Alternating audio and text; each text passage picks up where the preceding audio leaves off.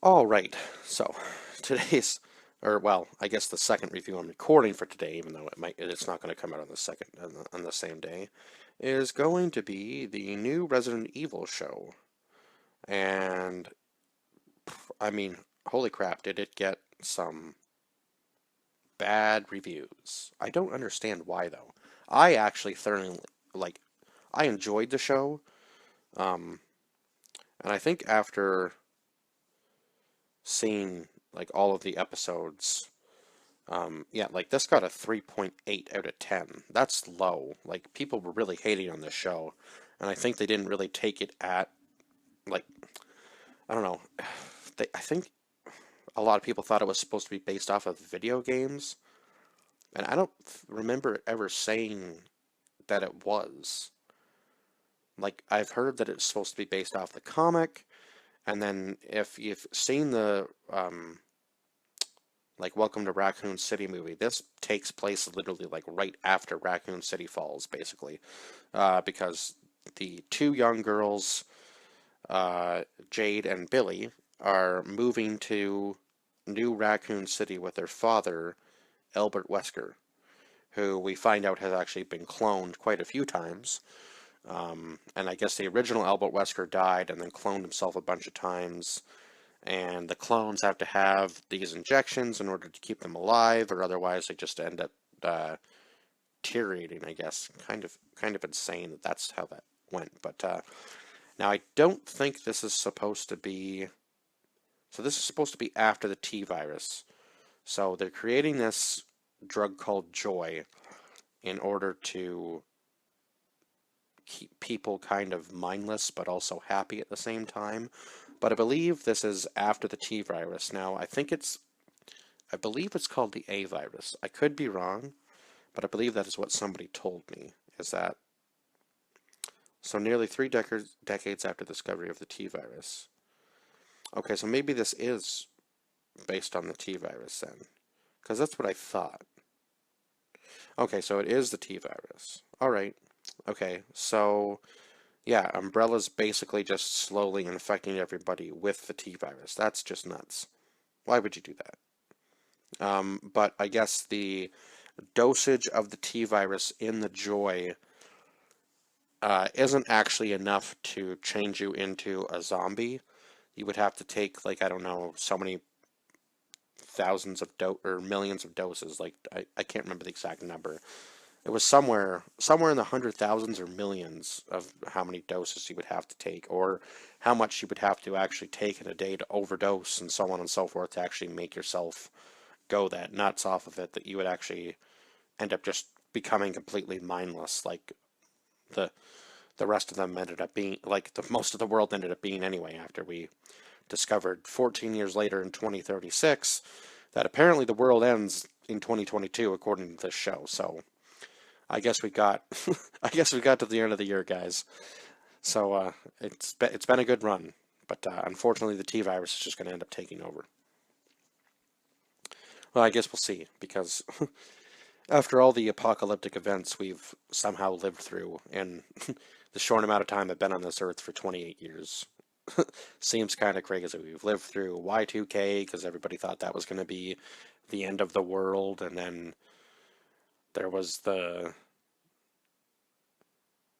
incidents in 2004 where people thought stuff was going to happen, and then I think there was something in 2010, and then obviously 2012 was going to be the end of the world because the Mayan calendar was ending. So it's just like, and then there was something about everybody thought World War III was going to start happening in 2020, and that was a whole conspiracy theory thing. And it's just like, holy crap, like, how much stuff can we actually survive as human beings before people just, I guess, start to realize that, you know, things happen and not everybody is going to live. But I think we just need to stop thinking that the end of the world is coming. I, I don't see that ever happening in my lifetime, but I mean, I could be fooled, and something catastrophic could happen, I suppose, but I don't see anything too serious happening within the time that I'm going to be on this earth.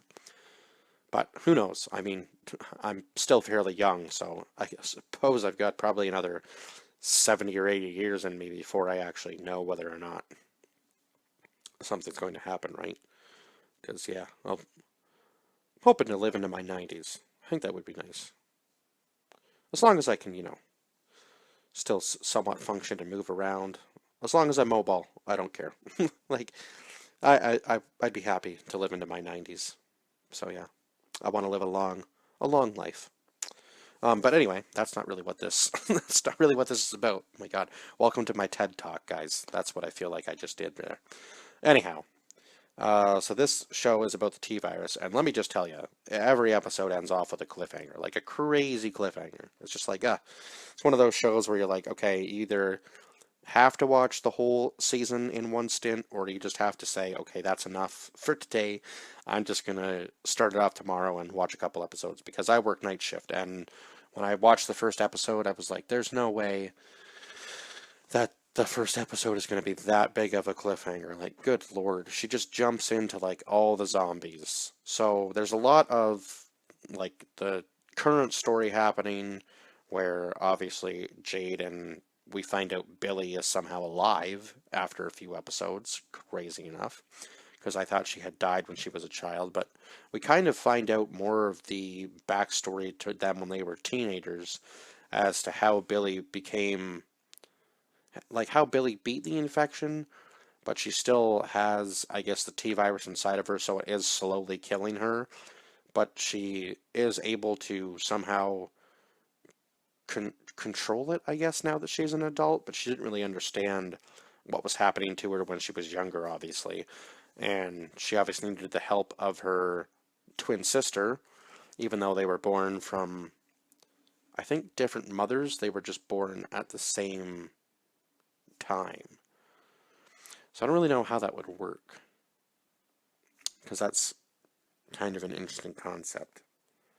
Because one of them was black, and I believe one of them was Asian. So yeah, they had two different mothers, but they were born at the same time. Interesting, very interesting. Anyway, so Evelyn Marcus, played by Paola Nunez, and Albert Wesker, played by Lance Reddick, and he had like one of the, I believe the original Albert Wesker was like basically a badass zombie killer, and then we had Bert, and we had the clone of Albert that was, I guess, probably the most genetically close to the original Albert. And he was the one taking care of the girls, but he also needed their blood in order to keep himself going because he was a clone, right? And he didn't want it to deteriorate. So he needed their blood in order to keep surviving. And then the one night they break into the actual Umbrella Incorporation in New Raccoon City, and Billy ends up getting bit by the dog, and then she has a whole bunch of, she has the sickness for a few days, and then she ends up getting over it. But then when they're trying to escape, when they go to break Albert out at the end of near the end of the show, Billy ends up biting the one guy that Jade likes, and what was his name? Simon, played by Connor Gassotti. So yeah, and then her Evelyn's security guard was named Roth, played by Anthony Osame, and then Jade's soon-to-be husband, boyfriend, was played Arjun, I believe, was played by Ahad Razamir. Ajabatra was his name. And so we find out that Billy, once she's grown up, is kind of basically in control of, very much in control of Evelyn. She's put something in her that she's able to just control her with, even though Evelyn still has some of her own thoughts and feelings and so on and so forth. She is able to control her. And I guess they found a way to use the T virus to mutate animals, and they become like super huge. So they got this like giant crocodile just tied to their ship, and they end up unleashing it towards Billy at the end of the show, and Billy somehow finds a way to kill it. With took 3 rockets to finally take the thing down, which was just nuts. But I'm not sure what they're going to do with the second season as far as animals go. Because, yeah, there was the giant caterpillar in the very first episode, which was just crazy to see. That was mutated by the T virus. There was the spider in the one episode when they're trying to get back out of the city, and obviously away from Umbrella, who was chasing her. And the one guy who worked for Umbrella actually ended up being one of my favorite characters in the show. And I'm trying to remember. Oh, I think that might be. I think that's him right there, is it not? That's gotta be. Yep, I'm pretty sure. I'm pretty sure that's him. And then she ends up letting him die, which sucked. I'm pretty sure it was Richard Baxter was the one that was the guy from Umbrella. I could be wrong, but I'm pretty sure that was him.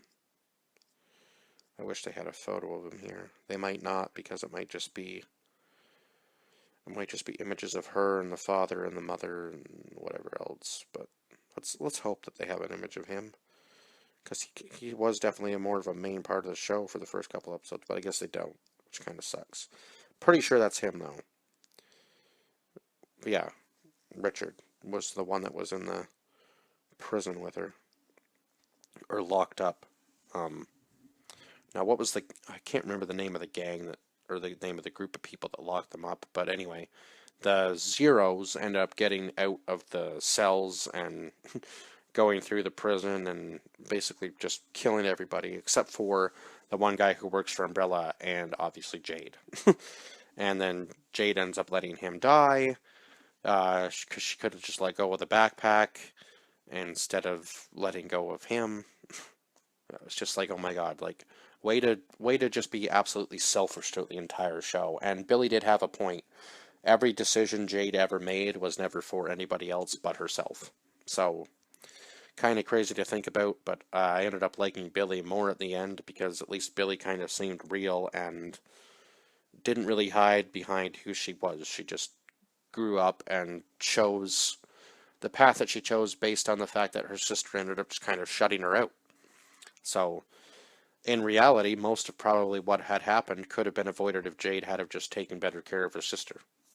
Like, to be completely honest, if she had just cared a little bit more about herself, or cared a little bit less about herself and more about her family and her father, and was maybe a little bit nicer to her father, and even though he may have been a clone, like, yeah, I don't know. It just seemed like Billy was very close, and regardless of what Albert had done, she still was able to forgive him. And yeah, I just wish Jade kind of had have been able to be a little bit more forgiving throughout the show. Um, so yeah, that kind of sucked, but it was cool to see that Billy was alive, and she was obviously doing well for herself, even though she may end up being infected eventually and end up dying. But wow, she had a lot of weaponry with her to just take down a horde of zombies, because in the one scene in the prison, Jade is able to cut the head off of like the leader of the zombies, and I think she's able to use like the scent from the leader in order to bring all the zombies towards Billy at the end. I think that's what she drops in the compound or whatever that they're in.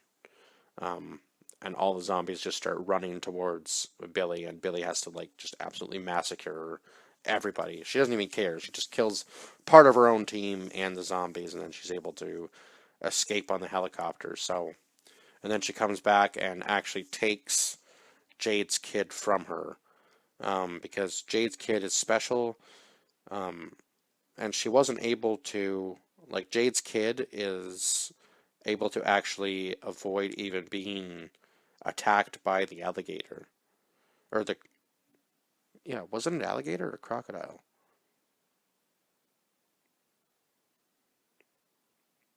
I think I'm pretty sure it was an alligator, but I might be wrong. It could have been a crocodile. Good lord. Yeah, who was the kid? I'm trying to remember who played Jade's kid. Why is she not on here? How the heck can she not be on this list? You gotta be kidding me. She's gotta be. Oh yeah, she is there. She just don't have a picture of her. Her name was B, like BEA. Yeah. So now, um, right now Billy has her, and Jade's been kind of shot and left for dead, basically. And I guess we'll see where the next season takes us. Because I believe that was how it ended. I don't think there was anything else to it. And oh my God, like, talk about a ruthless mother in the one scene where Evelyn just shoots her son after Billy bites him when she could have had the help of Albert to protect him and bring him back. She just, no, rather have him dead. And then somehow was able to escape the facility blowing up. Like, I don't know how that happened. And then I'm interested to see what happens to the creature that what ended up being unleashed um, in the Umbrella compound in New Raccoon City, because that's probably how the infection started. Hey, I would imagine. Interesting. And then the giant spider was really cool. Her crushing it underneath the door. That was a pretty cool scene. And then obviously fighting the caterpillar. I wish they had done a little bit more with that, but hey, it is what it is. So she's basically just in Raccoon City trying to find how the Zeros were evolving, but she didn't end up ever finding anything. They just kind of seemed to be packs, and there was no true leader until she gets to the prison. So, but she did make a lot of dumb decisions, like she threw a whole bag of grenades at the door when she's escaping the prison.